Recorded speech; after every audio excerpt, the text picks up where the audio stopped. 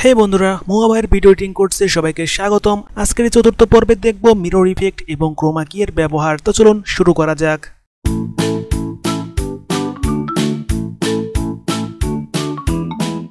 তো প্রথমে file import করতে হবে, আর ফাইল কিভাবে ইম্পোর্ট করতে হয় আশা করি পুরো ভিডিওতে দেখে ফেলেছেন, তাই এখন আমি দেখাচ্ছি না, জাস্ট ড্র্যাগ এন্ড ড্রপ করে টাইমলাইনে এনে ছেড়ে দিলাম।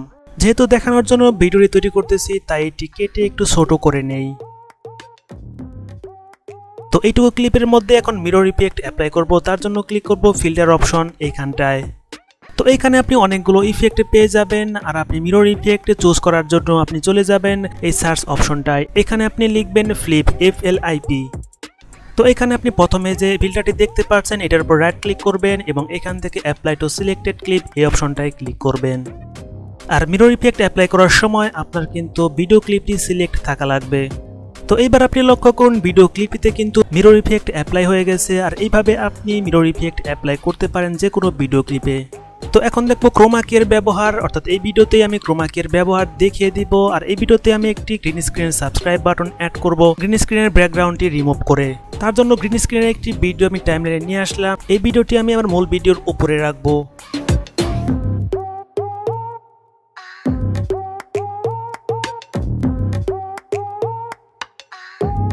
এখন কিন্তু আমার মূল ভিডিওটি দেখা যাচ্ছে না, এখান থেকে হলুদ যে ব্যাকগ্রাউন্ডটি আছে এই ব্যাকগ্রাউন্ডটি রিমুভ করতে হবে।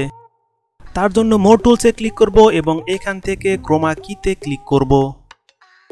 তো আপনি দেখতেই পাচ্ছেন ক্রোমা কি সিলেক্ট করার পর আমার মাউস পয়েন্টারটি পরিবর্তন হয়ে কিন্তু ড্রপের আইকন ধারণ করেছে। আপনার যদি ড্রপের আইকন ধারণ না করে তাহলে আপনি এখানে ড্রপের যে আইকন দেখতে পাচ্ছেন এইখানে ক্লিক করবেন।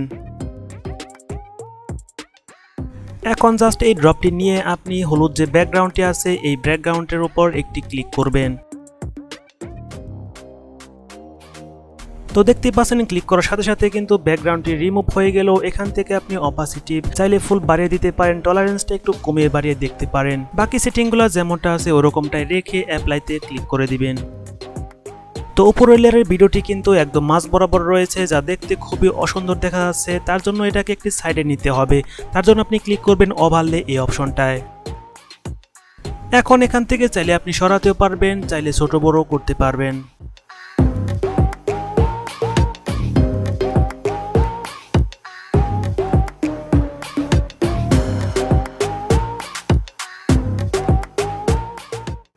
তো এই ছিল আজকের ভিডিও, আশা করি ভালো লেগেছে। ভালো লেগে থাকলে লাইক, কমেন্ট এন্ড শেয়ার। আর এই ভিডিওটি শেষ পর্যন্ত দেখার জন্য আপনাকে অসংখ্য ধন্যবাদ।